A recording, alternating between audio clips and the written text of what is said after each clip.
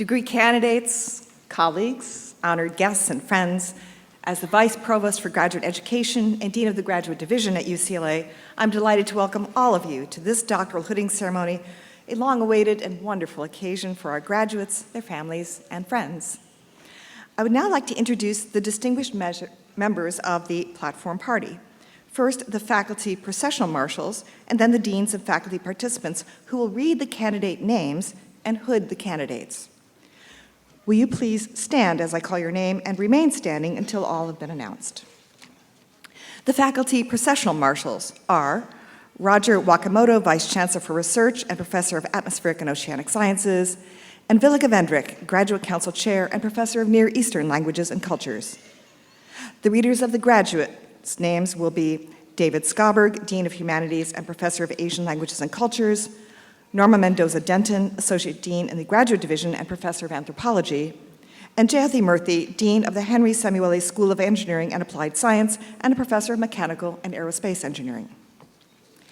Our first pair of hooding marshals this evening will be Victoria Sork, Dean of Life Sciences and a Professor of Ecology and Evolutionary Biology, Carol Goldberg, Distinguished Research Professor and Chair, Centennial Celebration Steering Committee. Our second pair of hooding marshals are Joseph Watson, Associate Dean in the Graduate Division and Professor of Psychiatry and Biobehavioral Sciences, and Rachel Lee, Director of the UCLA Center for the Study of Women and the Professor of English, Gender Studies, and the Institute of Society and Genetics. Our third and final pair of hooding marshals includes Susan Ettner, Associate Dean in the Graduate Division and Professor of General Internal Medicine and Health Services Research, and Chris Dunkelstetter, Associate Vice Chancellor for Faculty Development and Professor of Psychology and Psychiatry. Thank you. You may all be seated.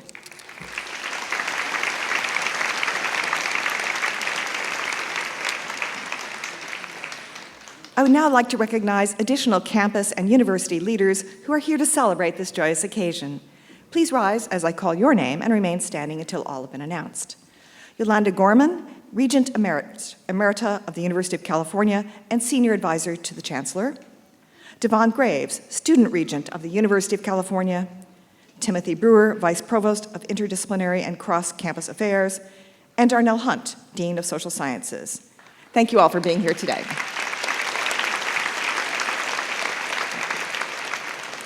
I now have the pleasure to acknowledge and introduce you to our degree candidate processional marshals who opened today's ceremony. Our first marshal is Raja Bhattar. Today, Raja will be awarded a doctorate in philosophy in education and information studies. A two-time Bruin, Raja earned a Master of Arts degree in higher education and organizational change from UCLA, a Master of Education in Higher Education and Student Affairs Administration from the University of Vermont, and bachelor's degree in psychology with minor in Spanish literature from Boston University. The title of Raja's dissertation is We Exist, Sense of Belonging for Indian International LGBTQ students in U.S. higher education. He's a nationally recognized social justice trainer and educator and has published articles on intersectional identity development and the experiences of LGBTQ people, immigrants, and first-generation students, international students, and people of color in higher education. Their research centers on intersections of identity and a sense of belonging, international students, HIV/AIDS in higher education, access and inclusion in higher education. He currently serves as Assistant Provost and Executive Director of the Center for Identity and Inclusion at the University of Chicago, overseeing the Office of Multicultural Student Affairs, LGBTQ student life, and student support services, along with campus-wide climate and inclusion work. Raja is a proud queer and gender nonconforming person of color, first-generation college student, and practicing Hindu Buddhist. Raja.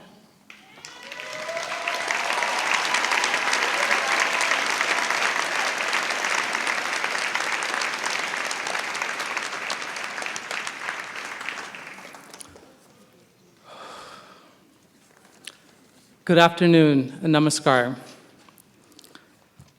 Look around you. Take a deep breath. Take in this moment. Fellow graduates, honorable faculty, families, and friends. I'd like to first begin by naming and honoring the Tongva people whose land we inhabit today.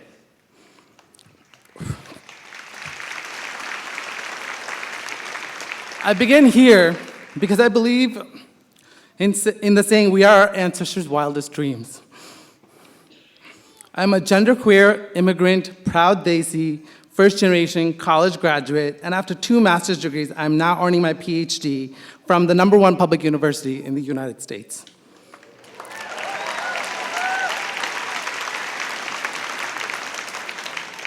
I was born in India to a working-class family and was adopted and immigrated to the US at the age of 7.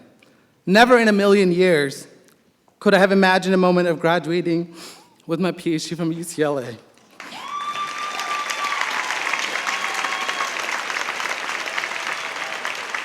I was raised by my aunt and uncle who stressed education and pushed me to try harder, like most Asian parents. My aunt used to tell me education is the most powerful thing because that's the only thing they can't take away from you. You see, she was forced to stop and drop out of school after 2nd grade because they said that girls didn't need an education. And yet she's one of the brightest and most powerful people in my life. I first came to UCLA as the director of the LGBT Campus Resource Center in 2011. Soon after I got to campus, I applied to the PhD program in higher education and organizational change.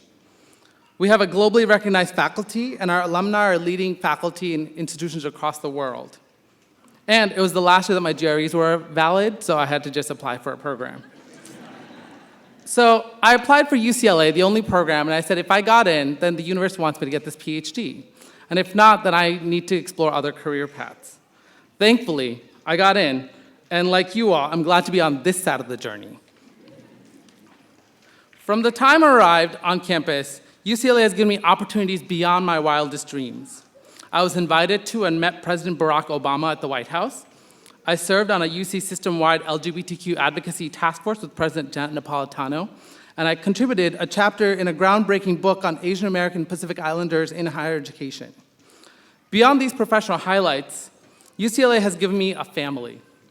My cohort mates have been there for me in every transition, from loss to celebration. I can't even begin to count the number of hours we have spent arguing educational policy reform, critiquing each other's research methodology, making dinner together, and drinking wine, lots of wine. Grad school hasn't been easy. In fact, it's probably the most difficult thing I've ever done in my life. It has unearthed insecurities, imposter syndrome symptoms, and challenged my intellectual self in more ways than I can ever thought possible. Yet this journey has been a source of healing, joy, and transformation. Through the dissertation process, I have learned new depths to my resiliency and developed a research agenda exploring if and how students with intersectional identities experience sense of belonging on campuses. Though my goal was to complete my dissertation before going on the job market, the university had different plans. Last March, I moved to Chicago to serve as an assistant provost and executive director at the University of Chicago. While I don't recommend moving across the country, starting a new job, and writing a dissertation in the same year, I did it. And I credit my UCLA experience for the teaching and everything that I've taught to be able to be adaptable, creative, and intentional in navigating multiple transitions. Finally, as we celebrate the centennial of this institution, we are making history today, or herstory. We join the path of illustrious alumni who have come before us, such as Ralph Bunch, Jackie Joyner-Kersee, Jackie Robinson, Patrice Cullors, David Ho, Judy Chicago, Ali Wong, D-Lo, Dustin Lance Black, Victoria Lewis, George Takai, Martine Rothblatt, and many, many others. I wish you so much success in your future endeavors. In this chaotic world around us, I offer a small prayer. May we become the leaders we have been seeking. May we cultivate a more inclusive world, and may we make our ancestors proud. Congratulations, class of 2019. Embrace your inner Bruin wherever life takes you. Thank you.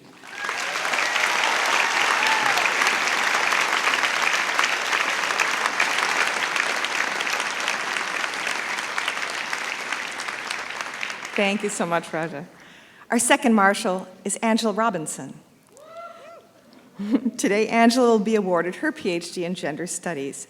She earned her Bachelor of Arts degree in Women's Studies from Portland State University and her Master's degree in Women and Gender Studies at San Francisco State University. Angela is a member of the Wito clan of Chuk, Micronesia. She researches within the fields of affect studies, indigenous studies, and performance studies. Her dissertation, Indigenous Performance in Oceania, Affect, Sociality, and Sovereignty examines contemporary Indigenous performance in Oceania as a way to think beyond exclusionary colonial demarcations of gender and sexuality by highlighting expansive forms of sociality that are crucial to materializing Indigenous self-determination. The chapter of her dissertation, Of Monsters and Mothers, Affective Climates and Human Non-Human Sociality, has been accepted for publication in an upcoming issue of the Contemporary Pacific. Angela is a recipient of numerous awards, including a curatorial research fellowship from the Mark Museum in Hamburg, Germany. She currently serves as the national representative of Micronesia for the Federation of International Dance Festivals. In fall 2019, she will be the inaugural Mellon Pacifica postdoctoral fellow at the University of Utah. Angela.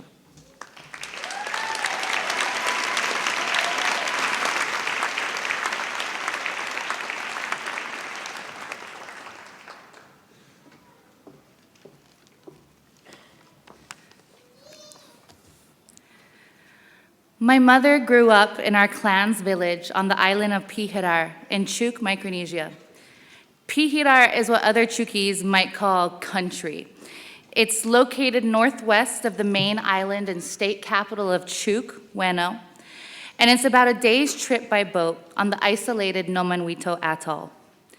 At the insistence of her father, Ponofacio, who is chief of our island, my mother traveled by boat at the beginning of every year to attend the nearest school on the island of Moen. Having received some education from Japanese naval officers during the Japanese occupation of Micronesia during World War II, Ponofacio had always stressed the importance of education in making life better for my mother and our people.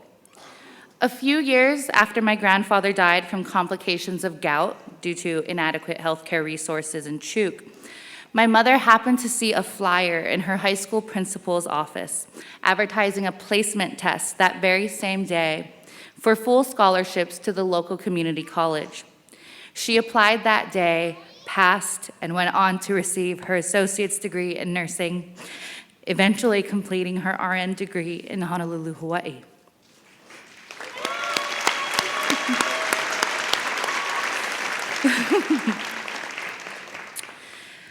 As we celebrate UCLA's centennial, we should pause to remark upon how UCLA has led the way in education, particularly for underrepresented Indigenous students like myself. Much like my ancestors led the way by using the starry night sky to navigate the Pacific Ocean, my grandfather navigated a route for my mother's education, which has led to this moment in which I am the first Chuukese woman ever to receive a PhD.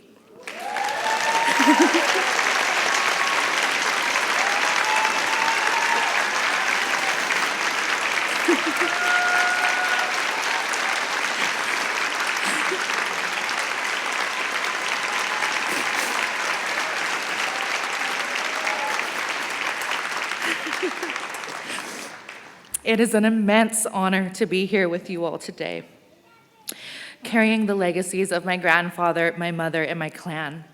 And this would not have been possible without the instrumental faculty, staff, and students here at UCLA, and particularly in the Gender Studies Department.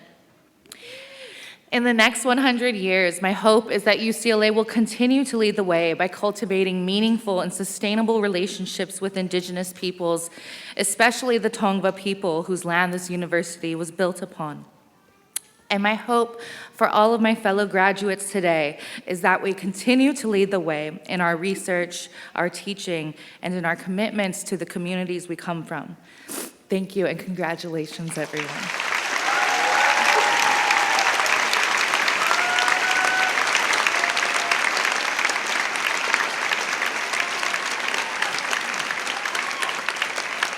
Please join me once again in thanking both of our incredible student marshals.